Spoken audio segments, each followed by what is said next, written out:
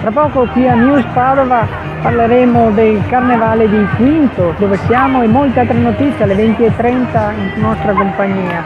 Intanto c'è la sigla e le principali notizie.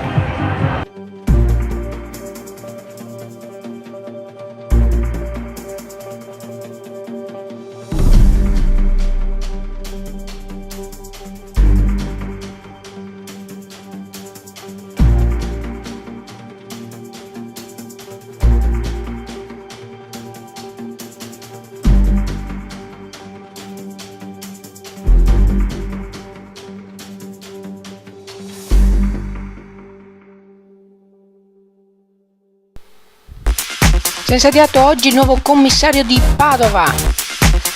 Nuova moda quella delle foto segnaletiche al supermercato? Si è tenuta oggi la conferenza degli stati generali. I lavori di consolidamento nel Bacchiglione, ne parliamo oggi, poi la protesta di Riello e Anselmi giovedì, il caos viabilità in via Castello Montegrotto Terme. E arriva San Valentino, ecco tutte le iniziative di Padova e provincia. Love and Violence in mostra a Padova fino ad aprile e riparte il Carnevale di Casals di Scodosia.